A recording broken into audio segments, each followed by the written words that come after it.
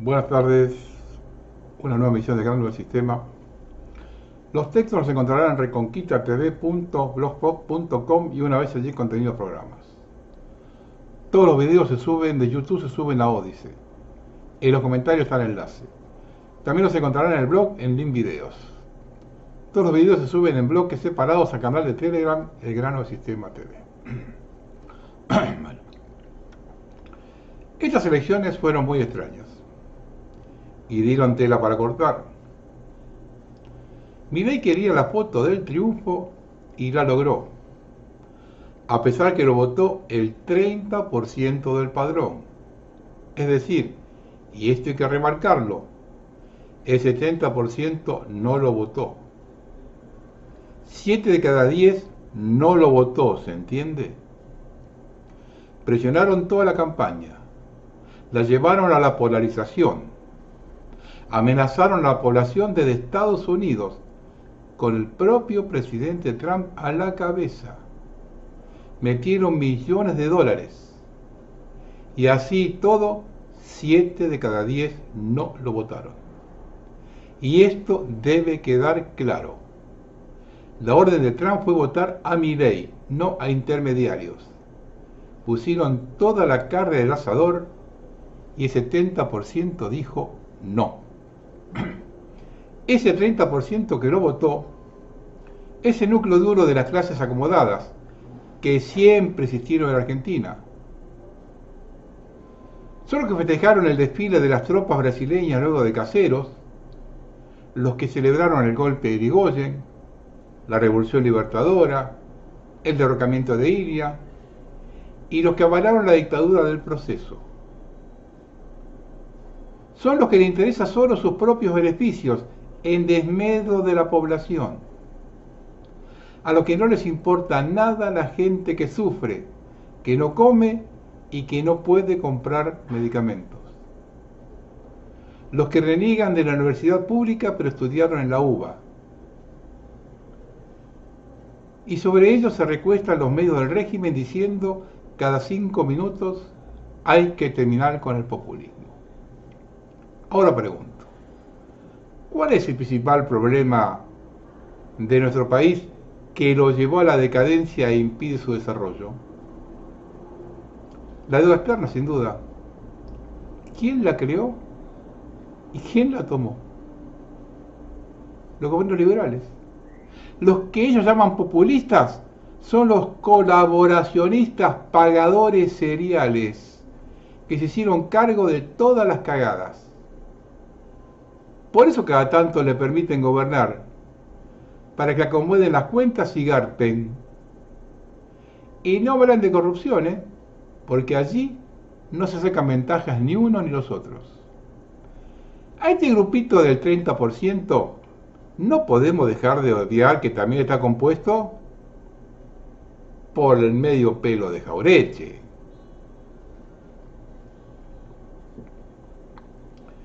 Y a esa altura de los acontecimientos, me importan un carajo, porque no les sirven a la Argentina.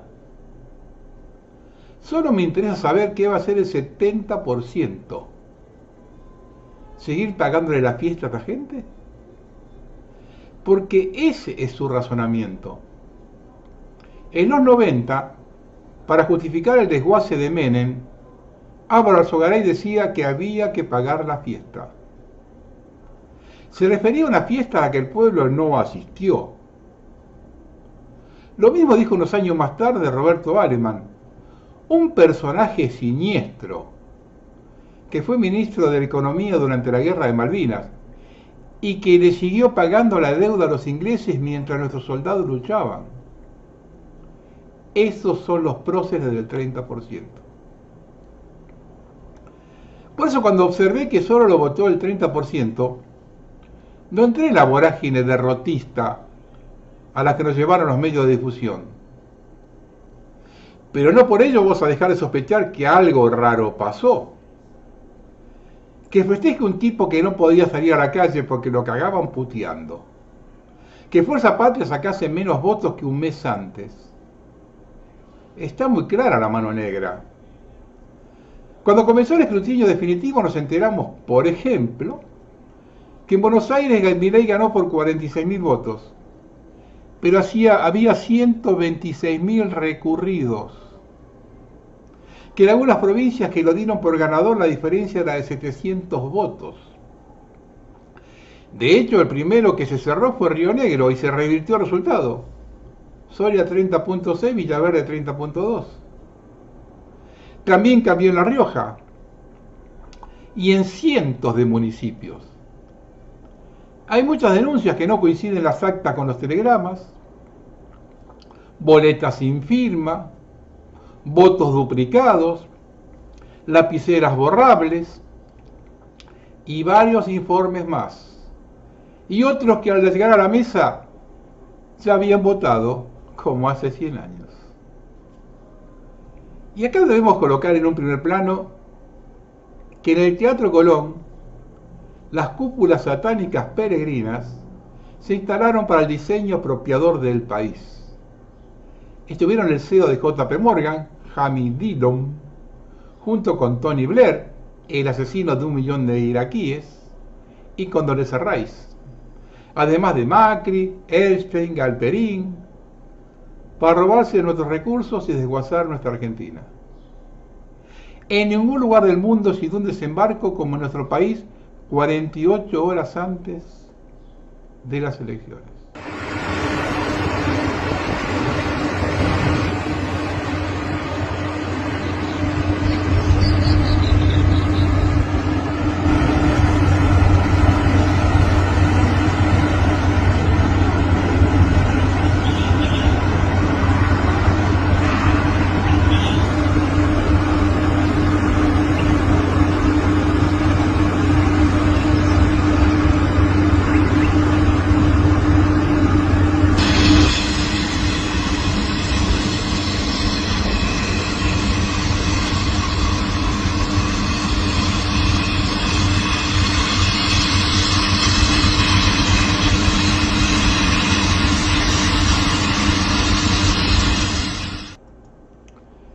Y nos venimos a enterar que el correo armó una licitación secreta para contratar una empresa que preste los servicios claves para los comicios.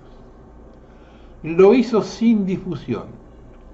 MSA, Smartmatic e Indra recibieron la invitación privada. A finales de noviembre de 2023, JP Morgan adquirió el 10,5% en el capital de Indra. Más tarde, en diciembre de 2024, su participación aumentó un 16.4%. La adquisición posicionó a JP Morgan como el segundo mayor accionista de Indra luego del Estado español, que posee el 28%. Si tiene 4 patas, ladra y mueve la cola, es perro. Hablé con varios fiscales que me dijeron que con el sistema anterior era más fácil contar los votos en las mesas que ahora 1 por 1 en cada boleta. Así todos los resultados estuvieron antes. Y lo más sospechoso, alrededor de las 17 horas todos tenían la fuerza patria arriba por más de 10 puntos y termina perdiendo por 6. Y ellos salen publicando un mapa donde todo era violeta a las 16:30 horas, hora y media antes del cierre. ¿De dónde sacaron los datos? Porque ese fuera el mismo mapa de las 21 horas. Pero lo peor no es el fraude en sí, sino el silencio de todos los medios cuando se toca el tema. Quedaron todos en evidencia. La lista de las reformas que pide el Fondo Monetario. Reforma tributaria que mejore la equidad del sistema. Desregulación del mercado eléctrico mayorista que vuelva al esquema de los 90. Diagnóstico y propuesta de reforma de pensiones, jubilaciones. Eliminar todos los fondos fiduciarios. Racionalizar las entidades extrapresupuestarias ineficientes. Un informe sobre las empresas estatales incluidas en la ley de bases y su plan de privatización y concesión. Completar la integración de la base de datos administrativos en un único registro para mejorar la asistencia social. opciones de reforma del complejo sistema de distribución de ingresos de coparticipación. Jódanse, gobernadores alcahuetes. Presupuesto de déficit cero con marco fiscal de mediano plazo y riesgo fiscal detallado. Modernizar la legislación de responsabilidad fiscal, es decir, menos multas para quienes evaden impuestos. La reforma laboral incluiría la eliminación de las paritarias y su reemplazo por negociaciones libres. ¿Tienen en cuenta esto?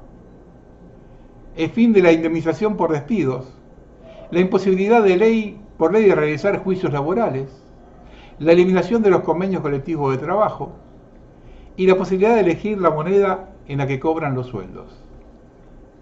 Extender la jornada laboral de 8 a 12 horas, vacaciones diagramadas por el empleador sin consultar con el empleado, eliminación del aguinaldo. Esta reforma laboral fue armada por gente de Techín. ¿Ustedes creen que todo esto lo van a dejar librado a una elección transparente? Cuando lograron meter de presidente al mayor cipayo de la historia. Miren cómo se mueve esta gente. Perón dijo rotundamente: dentro de la ley todo, fuera de la ley nada. Yo no le voy a hacer la guerrilla a la guerrilla. En consecuencia, me encomendó a mí la redacción de la ley aprobada por unanimidad por el Congreso 20.840. Llamada antiterrorista. La ley antisubversiva que reprimía dos tipos de subversión y la subversión económica, que penaba el vaciamiento de bancos, el vaciamiento de empresas y la destrucción de la producción. La ley de la represión de la subversión económica fue la ley única en el mundo. La redacté en una noche sobre esa mesa. Y en el año 2002, el ministro Lavagna y el presidente Duhalde, por exigencia del Fondo Monetario Internacional, derogan la ley de represión de la subversión económica, que era el único instrumento que todas las miles de personas damnificadas por el despojo de sus ahorros en dólares tenían para accionar contra los bancos y contra las casas patrices ubicadas en el exterior.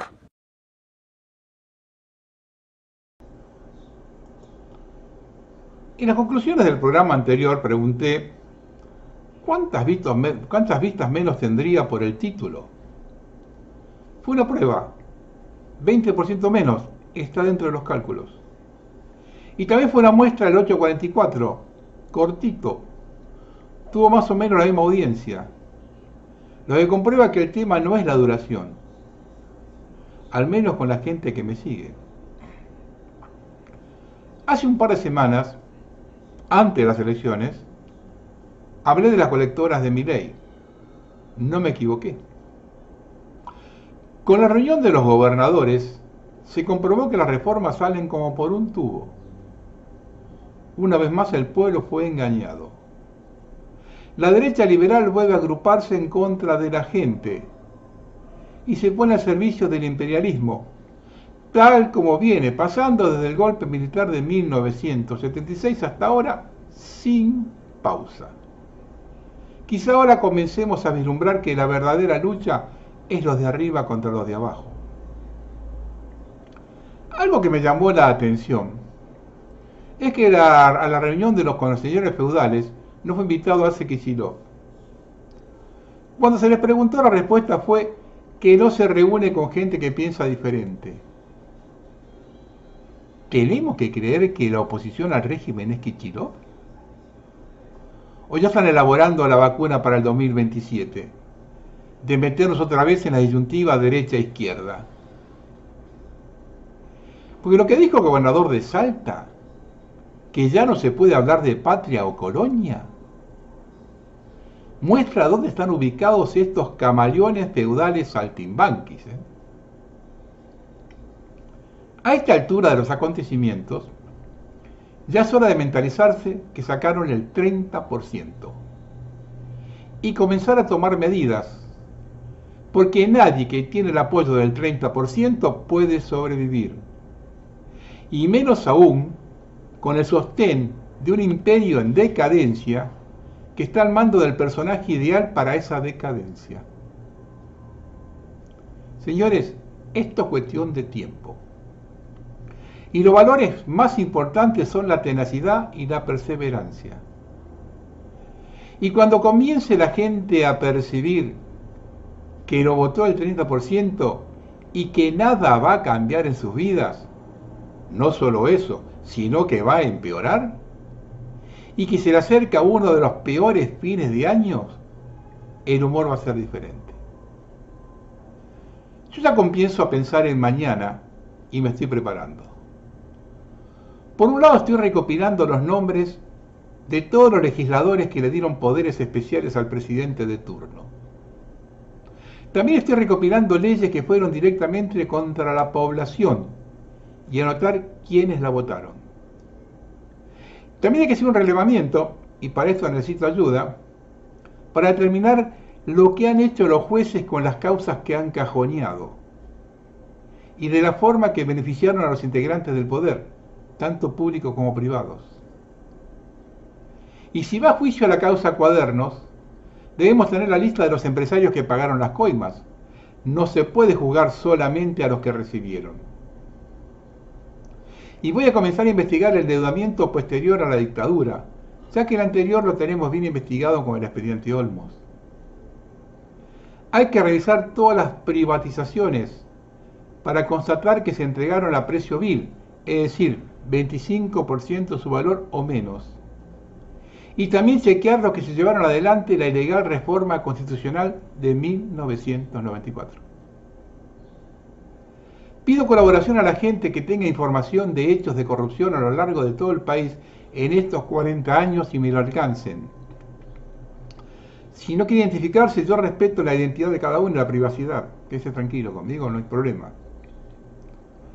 Y le comunico a las fuerzas de seguridad que se están robando las casas del plan Procrear, que no se las regalaban a la gente, sino que debían calificar para entrar en el sorteo y luego deberían pagarlas. Todo título que otorgue este Ministerio de Seguridad será revisado. Este presente no es el futuro de la Argentina. Por lo tanto, cuando llegue la verdadera justicia, hay que estar preparado para obrar con rapidez. El pueblo argentino debe comenzar a organizarse.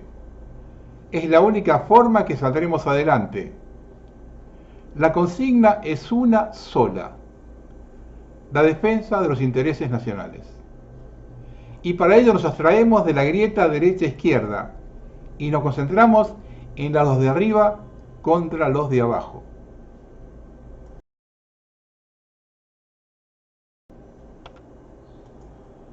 En los medios masivos, en ambas alas de la socialdemocracia, vuelven a coincidir y analizan el resultado de las elecciones como si de una reedición del voto cuota del 95 se tratara. La llamada de los oyentes más lúcidos que se liberan al aire, suponiendo que no sean actores, no son tomadas por los periodistas para ser tratadas. Sin importar el tipo de análisis, la presunta diferencia ideológica de cada línea editorial deja entrever la constante presencia de un guión y la normalización está en marcha. La disonancia cognitiva reina a sus anchas, y no solamente los conceptos operativos que se utilizan para analizar el presente y el futuro más próximos son ya caducos, constantemente tironeados hasta la náusea hacia la derecha y hacia la izquierda, por la nostalgia del pasado idealizado de cada colectivo. Sino que además el progresivo vaciamiento de contenido de las ideas fuerzas que yacían dentro de las añejas consignas se encuentra ya casi totalmente consumado. De modo que la gente habla de peronismo, pero este ya no existe, al menos desde la renovación, sino desde el mismo 1974. Y se habla de radicalismo, pero este ya no existe, desde la coordinadora, sino desde el derrocamiento del doctor Ilia. Apologistas de ambas sectas se acusan unos de otros de fascistas, pero el fascismo fue un fenómeno exclusivamente italiano, que dejó de existir en 1945. Se persiste en hablar de derechas, pero las derechas, en rigor, cesaron de existir cuando la caída de los imperios austrohúngaro y ruso y sus remanentes, incluido el de Japón, cuando fueron aniquilados durante la Segunda Guerra Mundial, mientras se preparaba el golpe a China. No solamente la juventud en general desconoce que la revolución en Rusia fue financiada por las casas propietarias de la Reserva Federal Norteamericana, sino que además cualquier cuadro promedio de las izquierdas argentinas desconoce y niega la existencia de gulags, purgas y de genocidios varios en Rusia y en las repúblicas sometidas al régimen de los soviets. Claro que los jóvenes son víctimas de abandono y cuidado carente, no solamente de sus propios padres, sino además del régimen que tiene el monopolio sobre la educación. Y los responsables jurídicos y físicos de esta desolación pueden nombrarse e identificarse claramente. Desde la infiltración cultural, el Indio Solari presentó hace pocas semanas su versión rockera de la canción Aurora. Y todo es un simulacro para que la simulacra pueda hacerse de su simulacro. Además de la inteligencia del general Giap y del valor de los militares y milicianos vietnamitas, la ofensiva del Tet fue permitida y tuvo éxito por 4 variables que fueron claves en la definición del conflicto vietnamita. Uno, que las reservas petroleras de Marina fueron concedidas a Rockefeller. 2, que los altos mandos norteamericanos prohibieron atacar centros neurálgicos de las fuerzas vietnamitas durante el conflicto. 3, que las armas se compraban a proveedores de ambos bandos. Y 4, se negociaron áreas de influencia en el control del negocio de heroína en el Triángulo de Oro. Es decir, el imperio se encuentra siempre presente. Pero Ho Chi Minh demostró algo que por el momento falta en tierras argentinas: voluntad de libertad y voluntad de poder. La celada que se está desplegando es enorme en medios, proporciones y objetivos últimos. Paradójicamente, o tal vez no, los frentes del conflicto latentes en el sur, en la vida cívica, en el interior y en la frontera se reproducen bastante bien el ambiente que debió enfrentar Juan Manuel de Rosas. Pero de aquella patria de grandeza irredenta e inconclusa que algunos de nosotros aún atesoramos, visitando constantemente sus claroscuros, queda casi nada en la memoria colectiva. Más a pesar de Caseros, y a pesar del golpe del 55, de la Revolución del Parque, del proceso de reorganización nacional, y de todas las inmutaciones tóxicas e indignas a las que hemos sido sometidos en este país. Y este es el país de las invasiones inglesas, de los infernales, del cruce de los Andes, de la asamblea del año 13, de Espora y Torne, de Ituzaingó, ni los Pozos, de la vuelta obligado, de Angostura del Quebracho, de la reforma universitaria. ¡Qué asco! Da tanta gente farisea, pequeña, desagradecida e ingrata. Pero si vienen, si después de tanto tiempo y tantas heridas y mártires, una vez más vienen, eso quiere decir que tan mal no se han hecho algunas cosas. Lo que lamento profundamente es que poco parecen darse cuenta de que no será esta una incursión más del enemigo, sino que es altamente probable que sea la última y definitiva. Si las profecías de Parravicini y Don Orione se cumplen, habrá que estar atento a detectar con precisión quién podría beneficiarse de tal evento y, por lo tanto, quién será la mano negra oculta tras la activación de una profecía autocumplida. Porque la Revolución Francesa de 1789 se da en un momento en el cual el precio del pan había bajado en París. Detrás de la masa que se movilizan en la capital se escondía la burguesía mercantil y los banqueros franceses e ingleses para cooptar la soberanía jurídica del Estado francés y hacerse del poder. El movimiento provincial de productores agrícolas independientes, la Vendée, es aniquilado. Robespierre cae cuando inicia su ataque a la banca. Desde entonces, la masonería ha manejado, manipulado todas las revoluciones a escala global, sin excepción. Estamos en vigilia, aguardando la profecía de José Hernández en el Martín Fierro, por el criollo que venga a mandar.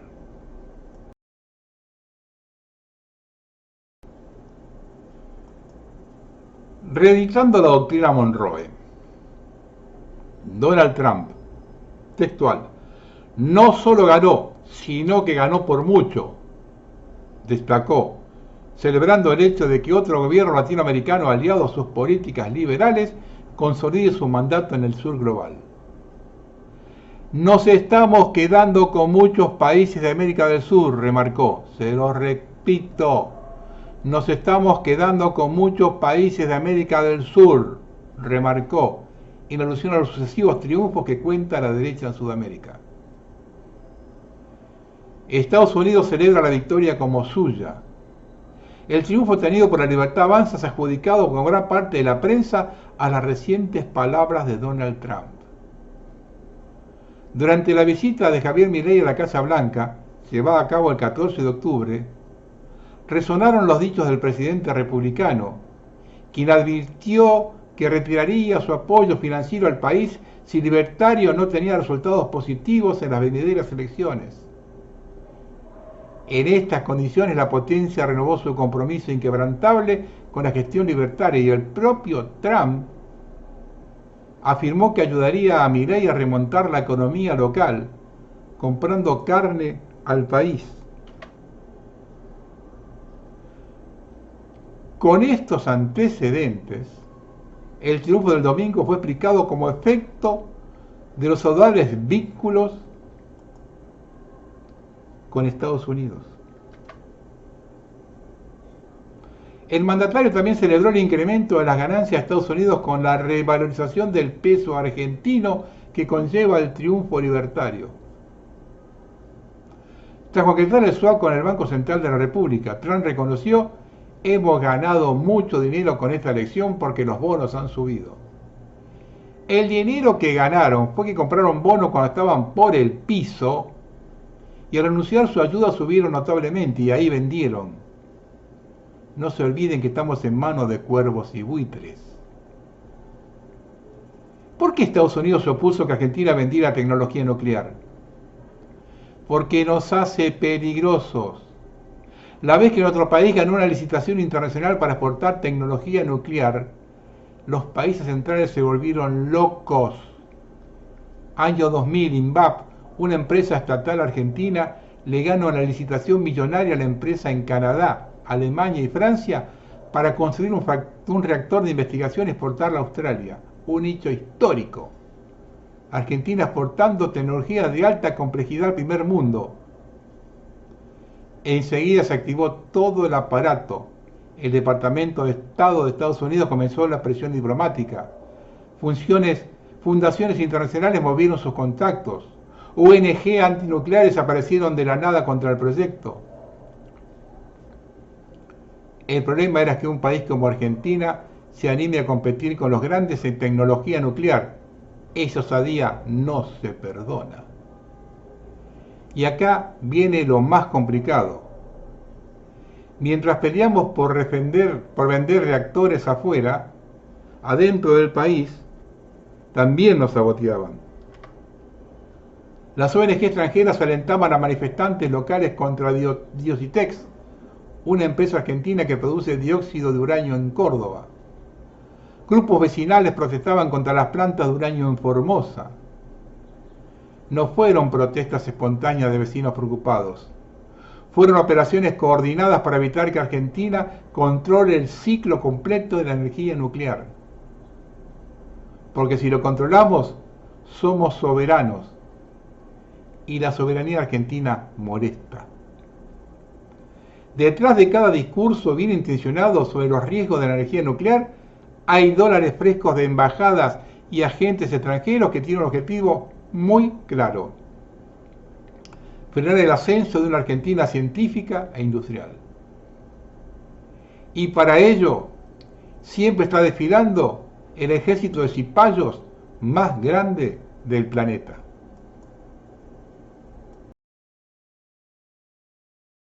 Escuchen lo que dijo Oliver Skordetsky de Donald Trump. Contemplen el cadáver putrefacto de la decadencia estadounidense embutido en un traje que le queda mal, la vileza de un estafador, la cobardía de un desertor, la glotonería de un parásito, el racismo de un miembro del Ku Klux Klan, el sexismo de un depravado, la ignorancia de un borracho de bar y la avaricia de un buitre de los fondos de inversión.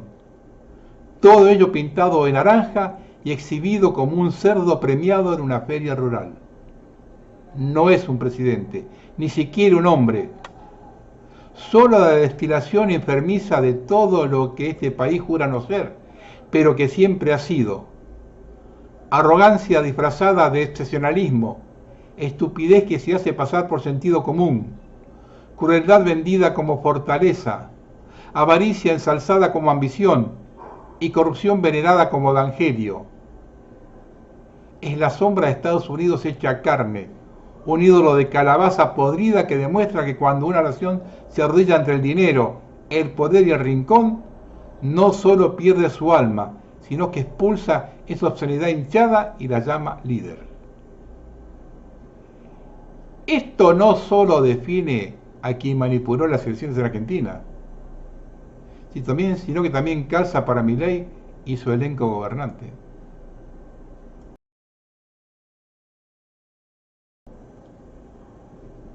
Después de escuchar el perfil de nuestro rey Donald, vamos a hacer un poco de historia para que observen cómo colonizaron Estados Unidos y vayan tomando nota acá.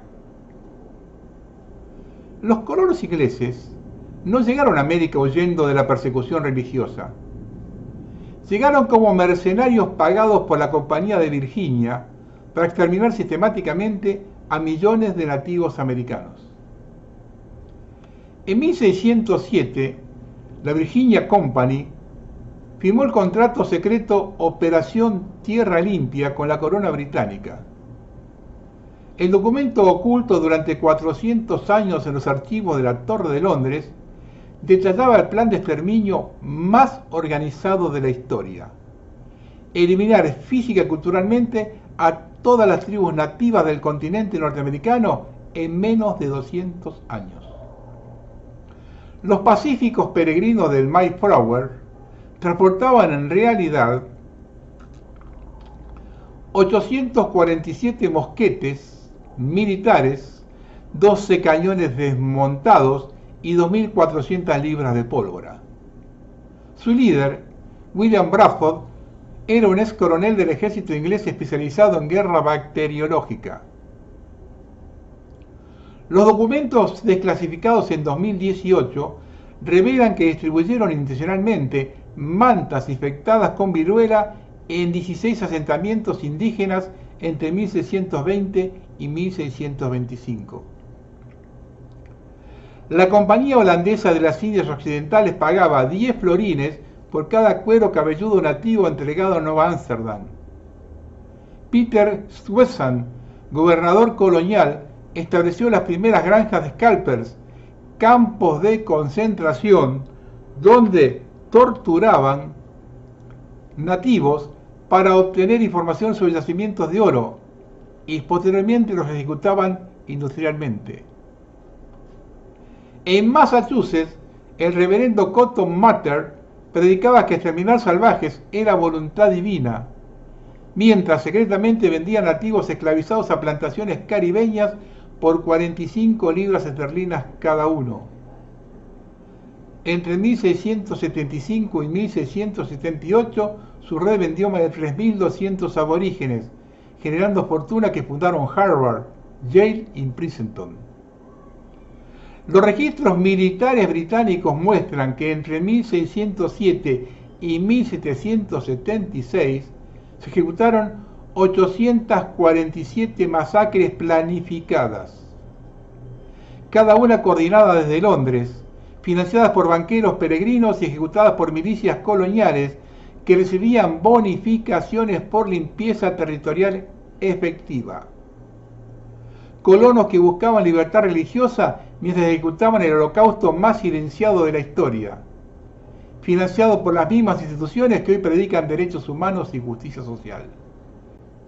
Esto lo debería escuchar el gobernador de Salta, que dice que en el siglo XXI no podemos seguir hablando de patria o colonia.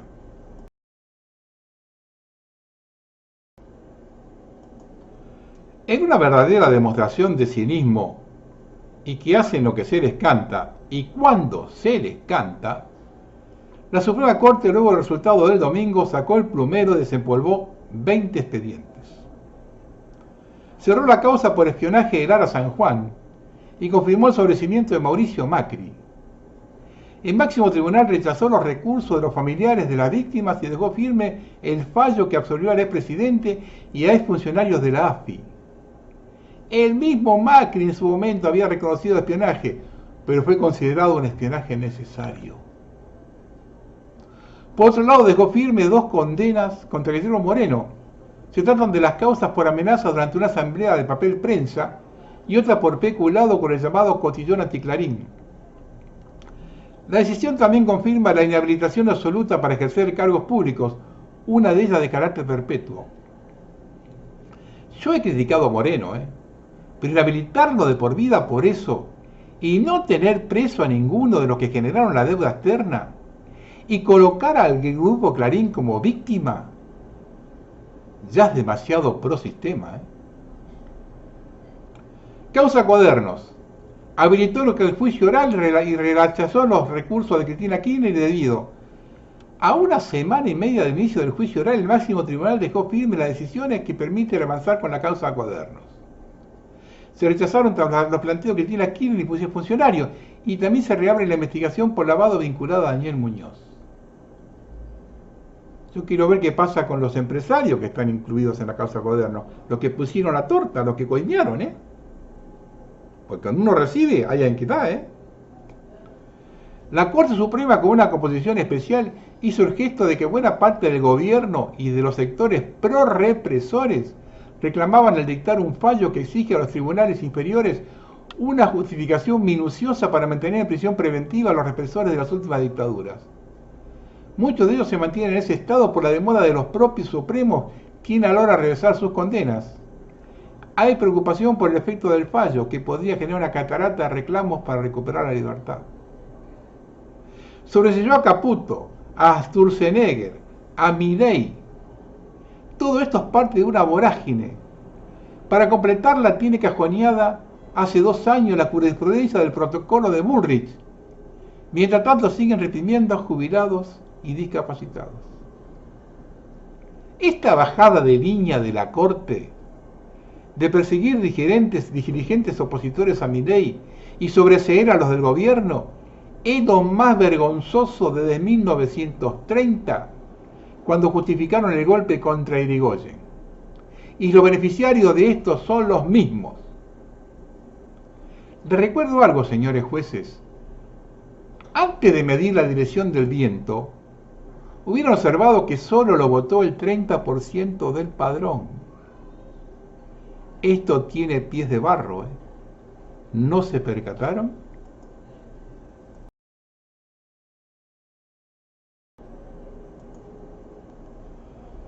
En el contexto de una furiosa batalla mundial por el control de chips, de tecnología de baterías de litio y nuevas fuentes de energía, la designación de Pablo Kirno como canciller, un economista sin experiencia en la diplomacia, pero relacionado estrechamente con el fondo de inversiones JP Morgan, dio pistas sobre las garantías requeridas a cambio de la intervención financiera del Departamento del Tesoro de Estados Unidos.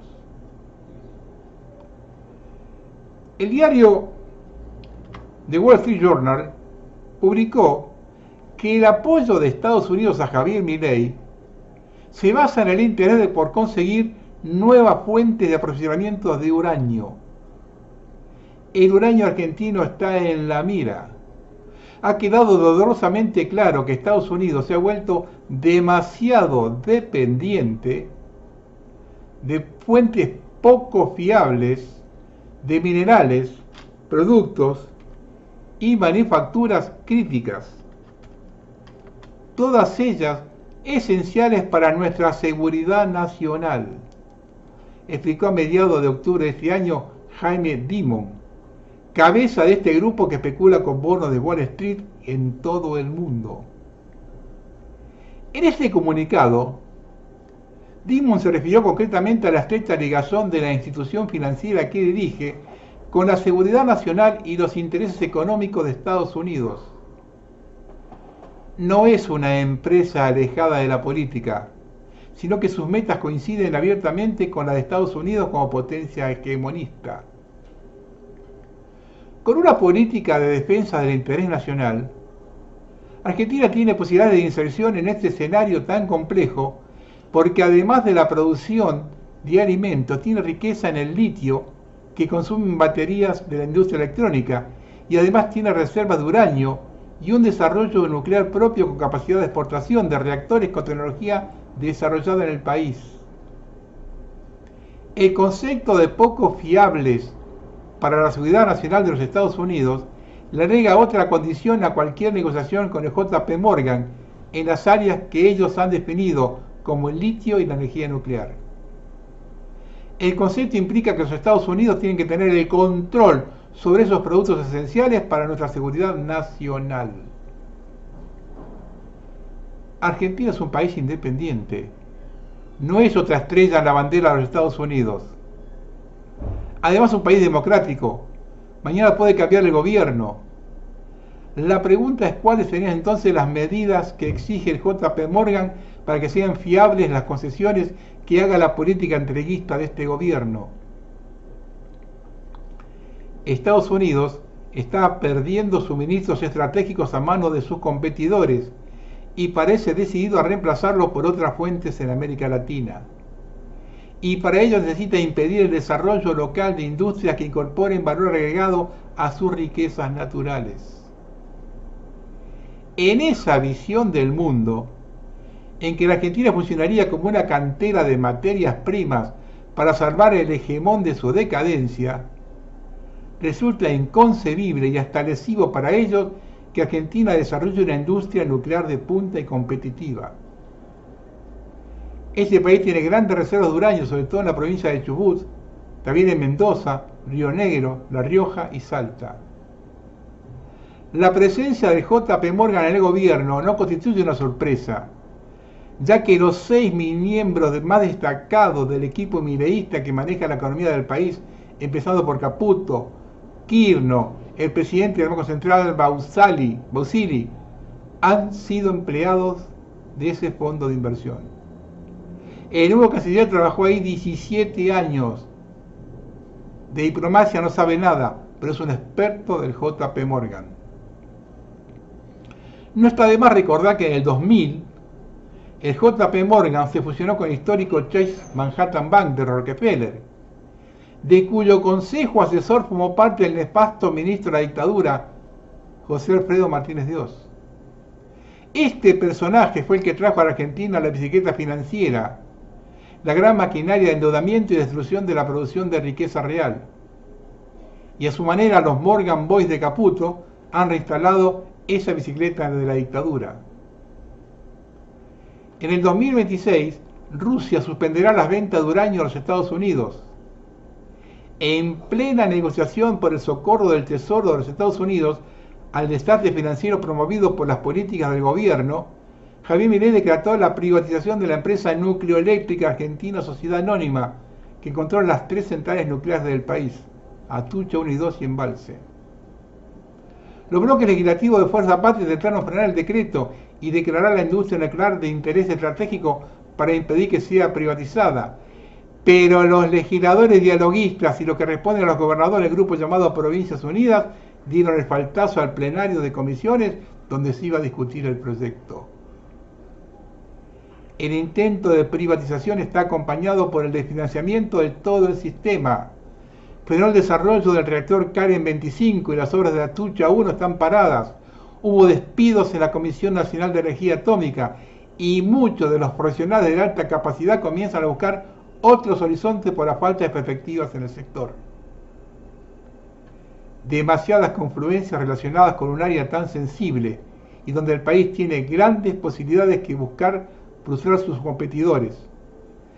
Para el JP Morgan, el desarrollo de las cuestiones nucleares está vinculado a la seguridad nacional de los Estados Unidos. En ese caso, de que la empresa que participe en la aplicación de nucleoeléctrica fuera una extensión de la JP Morgan, la pondría al servicio de la seguridad nacional de ese país y no de la Argentina. Para el JP Morgan, la economía de una empresa norteamericana como ellos está estrechamente ligada a la seguridad nacional de su país. Pero aquí la condición económica que se formó en esa entidad financiera desprecia cualquier planteo que vincule la economía con la seguridad y el interés nacional. Vale para Estados Unidos, pero no vale para la Argentina. La publicación del el Wall Street Journal, la presencia de Imon, el recurso de los legisladores de Provincias Unidas, el decreto de privatización de nucleoeléctrica, la negociación desesperada de Estados Unidos, los problemas de ellos con el uranio y el litio, constituye una mezcla de alta toxicidad para la Argentina, que está en una negociación doblemente desfavorable, con un gobierno colonizado y con las finanzas al borde de la quiebra.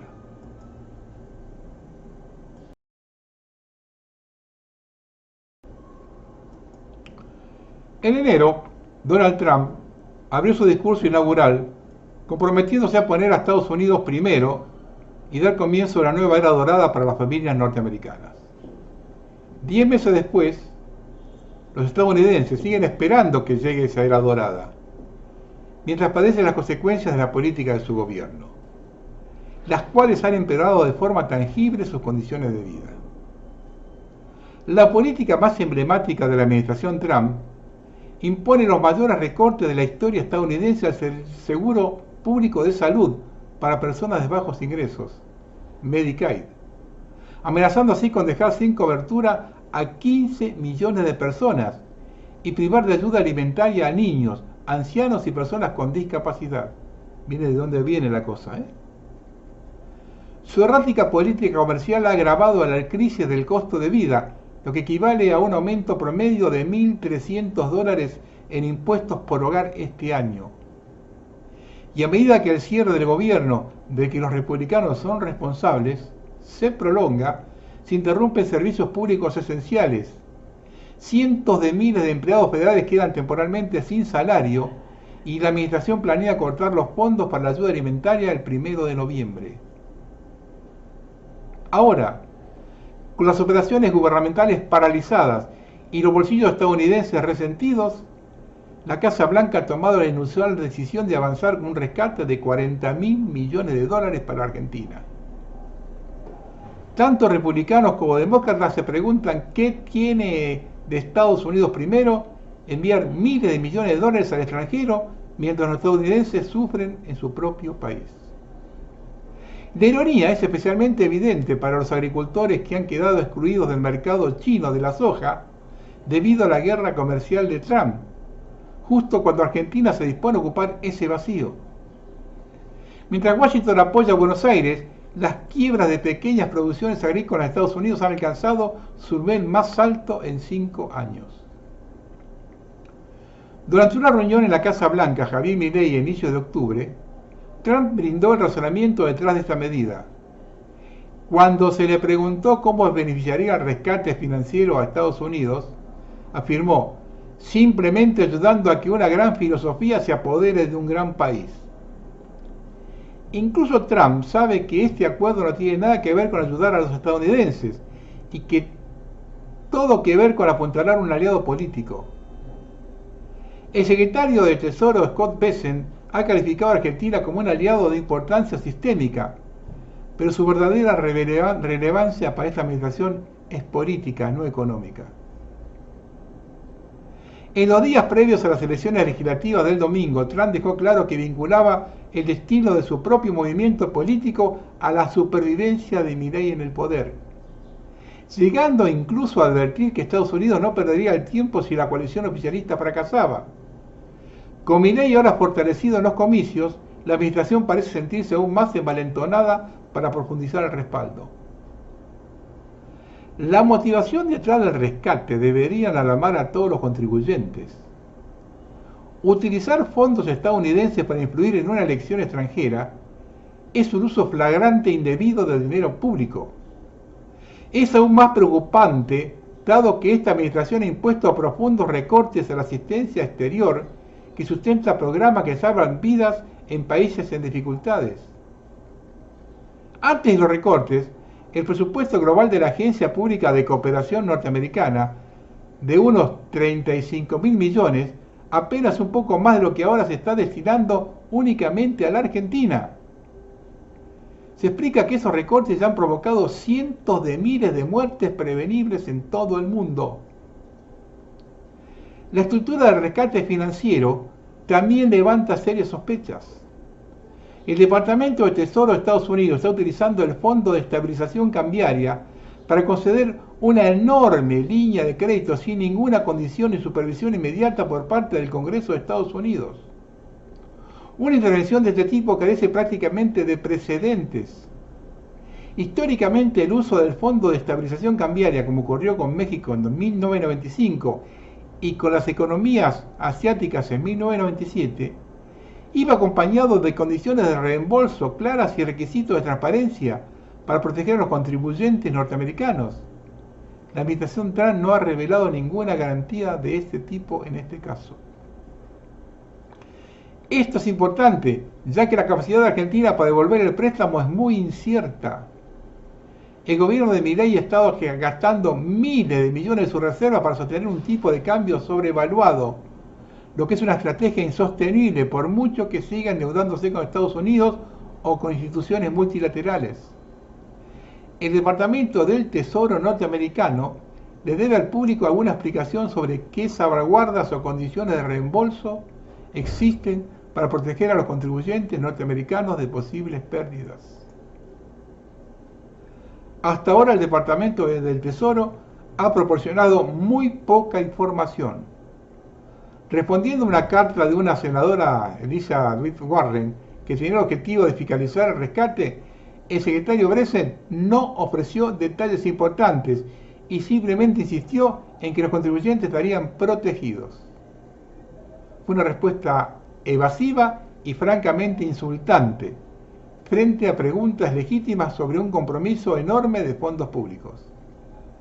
Después de las elecciones medio término, Trump incluso sugirió una idea de enviar apoyo adicional a Argentina si fuera necesario. Al mismo tiempo, Trump afirmó que Estados Unidos había ganado mucho dinero como resultado de la votación. Un comentario que plantea interrogantes sobre quién se beneficia realmente. Los informes muestran que importantes firmas de inversión norteamericana como Fidelity, PIMCO y Discovery Capital Management podrían beneficiarse directamente de esta intervención debido a su exposición con los bonos argentinos. Eso solo refuerza la preocupación de que el rescate está sirviendo a los intereses de Wall Street y no al público norteamericano. La promesa de Trump de poner a Estados Unidos primero se ha convertido en un eslogan vacío. En casa está desmantelando los programas gubernamentales de lo que dependen las familias trabajadoras. En el extranjero está gastando dólares de los contribuyentes en un rescate que sirve a inversionistas adinerados y apuntar a un gobierno extranjero alineado con su política. Recuerde que en los textos están las fuentes.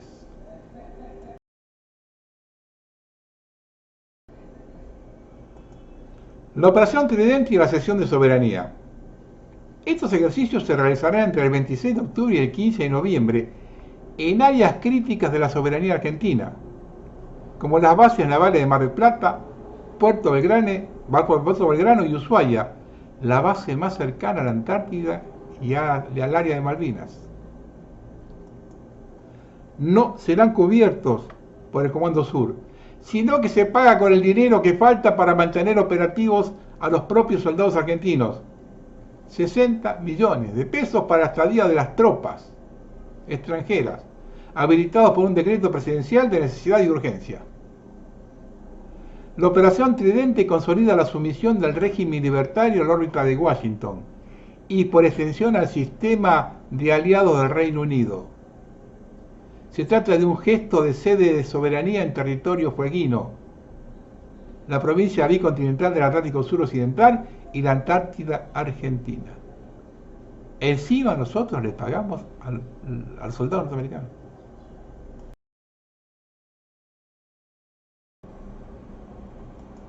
Esto es para los que dicen que mentimos con las estelas químicas. El lago San Roque, en Córdoba, es una de las dos fuentes que abastecen de agua a la ciudad de Córdoba.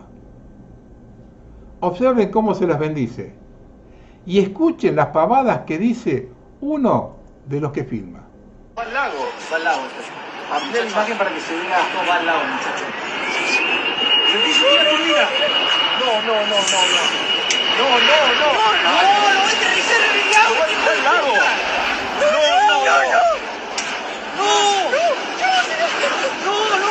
No, por Dios. No, esto es real. Se me ponen los pelos de punta, boludo. Vamos, por favor, que salga todo bien, boludo. No, lo va a volver a levantar. Va con motor. Vamos, la puta madre, dale, cuidado. Largó combustible. Eso es largar combustible para poder aterrizar. ¿Largó combustible? Sí, eso es larga el combustible para aterrizar. ¿Y a dónde aterriza? Tira todo el combustible. No te puedo creer, pa. Está poniendo un producto en el lago. ¿Qué es esto? Nunca en mi vida había... ¿Pero él sube otra vez? No, sube. Largó producto en el lago. No, están poniendo algún producto en el lago. Ay, no, esperame. No dejes de filmar. Creo que se le pone ahí. Boludo, me hizo bosta, pa. Largó combustible. Me hizo bosta de adrenalina que sentí. Largó combustible. Si largó combustible es porque tiene que aterrizar. Da la vuelta ahí y se viene para acá. Puede ser.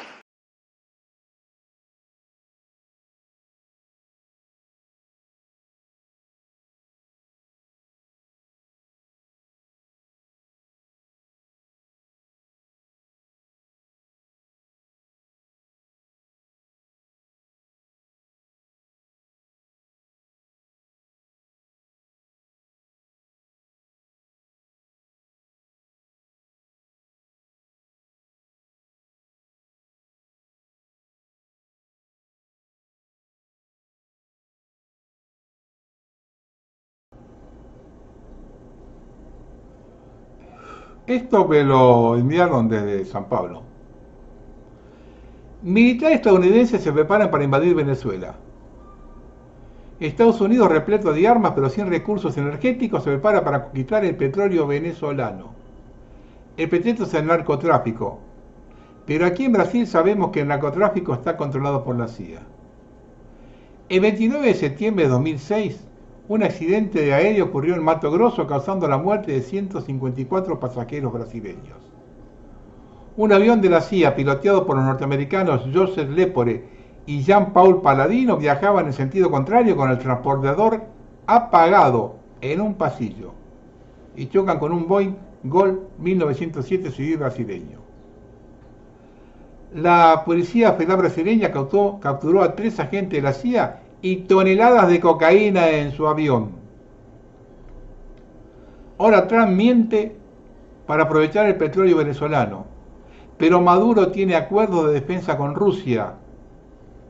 Estemos alerta, ya que los peregrinos se siguen detrás de todo. Los brasileños obviamente defenderemos a Venezuela de la invasión peregrina. 48 horas después de esta declaración, se desató el infierno en Río de Janeiro, donde el gobernador es bolsonarista. ¿Casualidad? ¿O un aviso a Lula? Este avance contra Venezuela nos remonta a la invasión silenciada. Panamá, 1989. Bajo el disfraz de una operación antidrogas, Estados Unidos desató una guerra no declarada contra Panamá. Bombardeó barrios enteros, arrasó el Chorrillo y dejó miles de civiles muertos, muchos niños enterrados en fosas comunes. Testigos hablaron de ejecuciones y cuerpos incinerados, mientras los medios callaban. El verdadero objetivo no era Noriega, sino retomar el control del canal y enviar un mensaje al mundo: quien desafíe el poder será eliminado. 3 décadas después, la verdad sigue enterrada junto a sus víctimas. son la escoria del mundo y el planeta va a vivir tranquilo el día que desaparezcan. Para estos excesos estúpidos, que de otra forma no se los puede llamar, que cuando dije que no se debía permitir un ataque a Venezuela, me dijeron que defendía a Maduro, les dejo este video de Panamá. The goal was not to level the place, but to minimize damage to property, and most important of all, to minimize casualties, and that was accomplished. My daughter did not belong to any group. She had nothing to do with Noriega. She was innocent. She had nothing to do with all of this, and they killed her. In the months following the invasion, Panamanians were shocked to discover the existence of mass graves where hundreds, perhaps thousands of bodies were hastily dumped into pits and buried by U.S. troops. There was a report of what some were calling a mass grave, which I think is a term that is imprecise.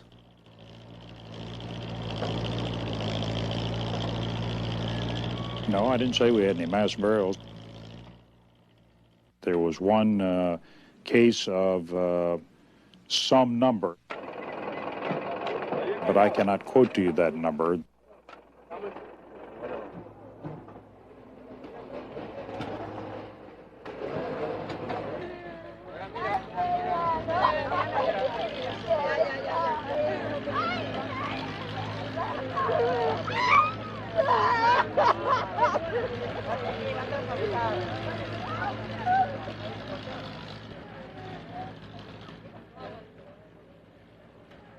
To date, there have been 15 mass graves that have been identified throughout Panama. The United States military was directly responsible for the killings of the men, women, and children that are in these mass graves and for their burial. These mass graves exist throughout Panama, and some are believed to be on U.S. military bases, which creates a difficulty in terms of access to these mass graves. Among these corpses, we found many young people, 15, 16, 18 years old. We found people in their 60s and in their 70s. We found people killed by a shot to the back of their heads, dead with their hands tied, dead with casts on their legs or arms. Although the Pentagon insists that no more than 516 Panamanians were killed, they do concede that over 75% of those killed were civilians. Families of the victims continue to demand a full accounting of the missing and the dead.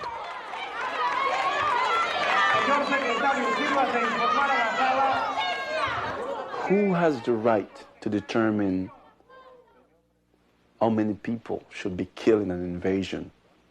I think if one person got killed in an invasion that is illegal, that it violates all principles of human rights, the number of people, the quantity, the figures, if it's 10,000 or if it's one, is irrelevant.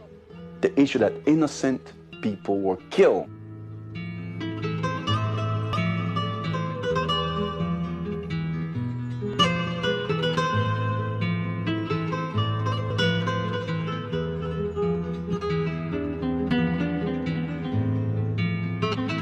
A lot of people die. Too many people die.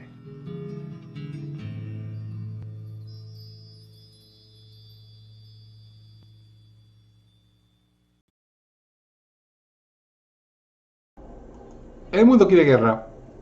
Todo esto viene de un sitio de Estados Unidos, pero Trump. Para que observen el relato.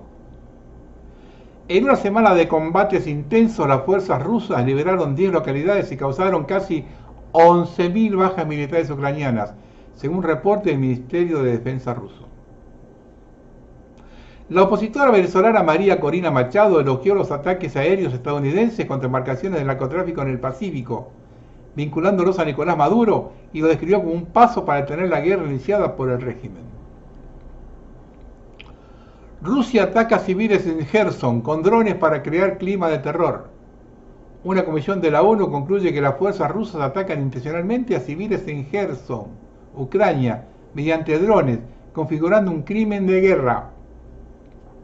Esto incluye el bombardeo a Kiev, que mató a 3 y hirió 29. Putin anuncia pruebas de todas las fuerzas militares nucleares estratégicas de Rusia. Durante la última semana, Putin realizó ejercicio completo de sus fuerzas nucleares, destacando su poderío inquebrantable en respuesta a tensiones globales, según el presidente Putin. Estados Unidos realiza strikes que matan 14 presuntos traficantes de drogas en el Pacífico. El Departamento de Defensa, bajo el secretario Pete Hegseth, ejecutó 3 ataques contra 4 embarcaciones en el Pacífico Oriental y fue parte de un bullet militar en el Caribe contra carteles. Pero el combate de la droga dentro de Estados Unidos nada que ver, eso es otro tema. Las Fuerzas Armadas sudanesas abandonaron la ciudad clave del Fasher, permitiendo que las fuerzas de apoyo rápido tomen el control. Civiles huyen bajo ataques, exacerbando la crisis humanitaria. Inteligencia de Estados Unidos confirma que Emiratos Árabes Unidos ha duplicado su suministro de armas a esas fuerzas este año. Fíjese quién está atrás de los terroristas.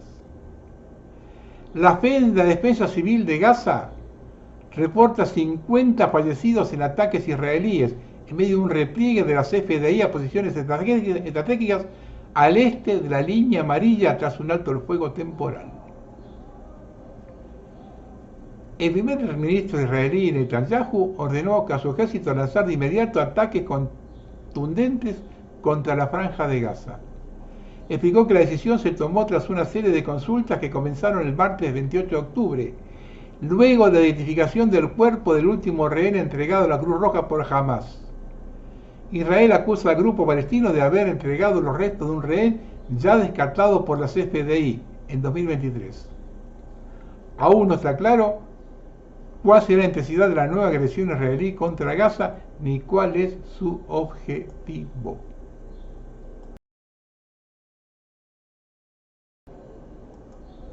Sigue el ataque climático, Nuevamente España. Esto es lo que ha ocurrido el miércoles en Huelga. Vientos huracanados como nunca antes se habían visto.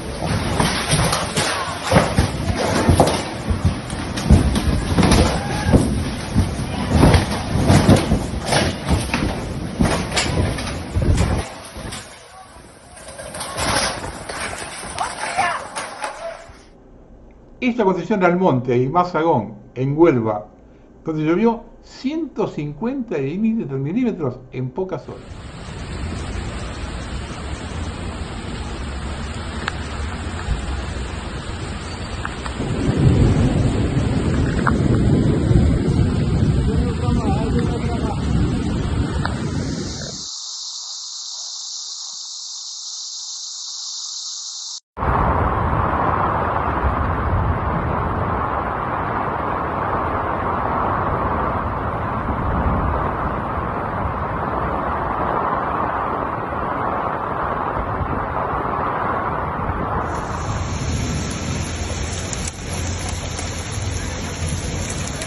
E-a inundat tot.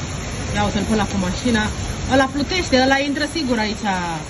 Ia uite. E în mașină? Ridică mașina, ridică apa, am spus, ia uite cum ridică. Ia uite unde vine mașina. Moșul l-a inundat, săracul, ia uite. Da. Ia uite ce filmează lumea. N-a fost niciodată așa ceva.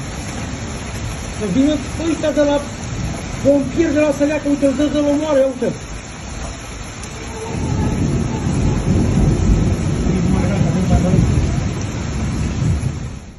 Ahora, vean Sevilla.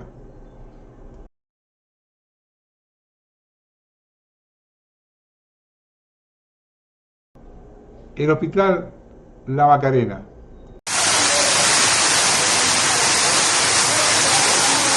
Vaya pasada.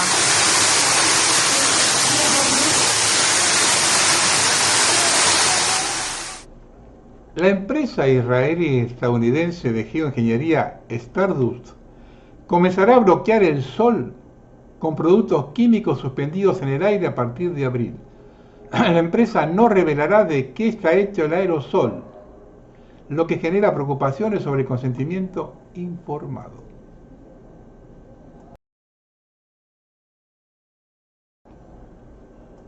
Algunas apostillas de un siglo maravilloso.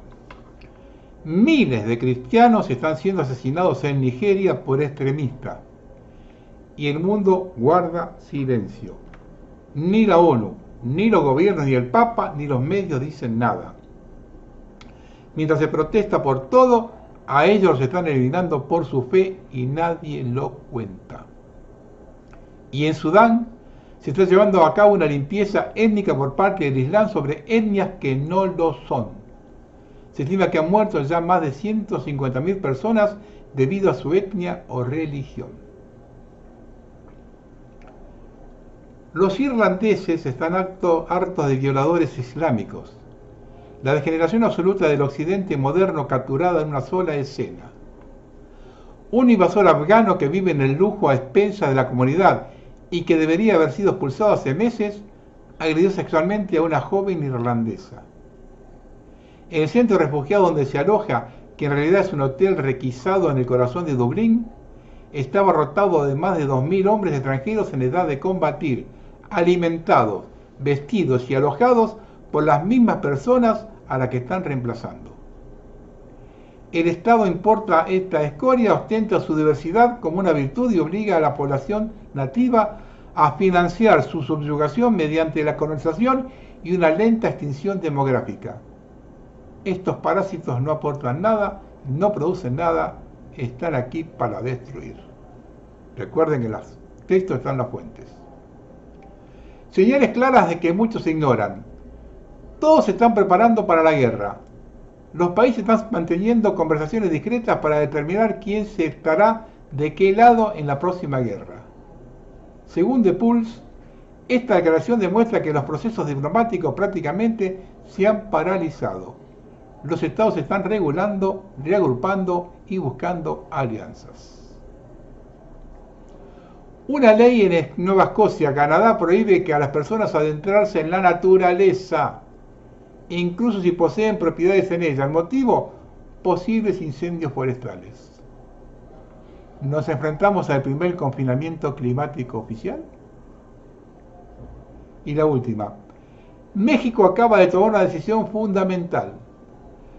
Todas las transacciones dentro del país deberán realizarse exclusivamente en pesos, sin excepciones, para turistas o empresarios extranjeros. Quienes deseen invertir, comprar o consumir en México deberán convertir su dinero a la moneda nacional. Una muy buena medida, ¿eh?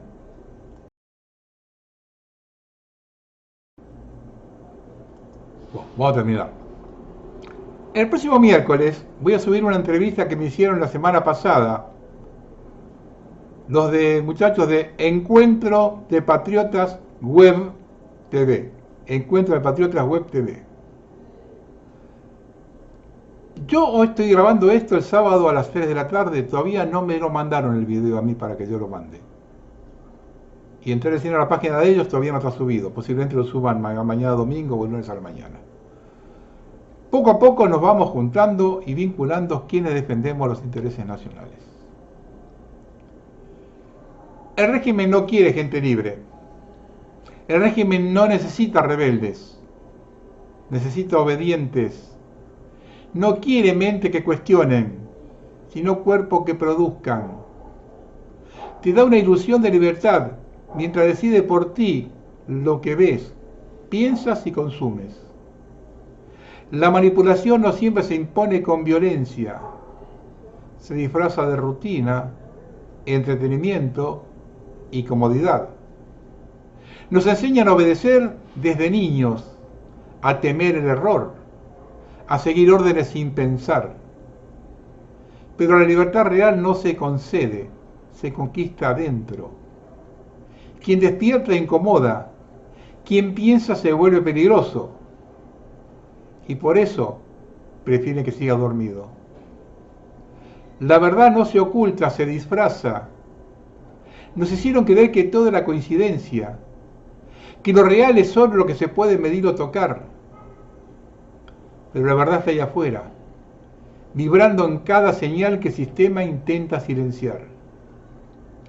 Nada ocurre al azar. Todo encaja cuando despiertas y ves los patrones detrás de la ilusión.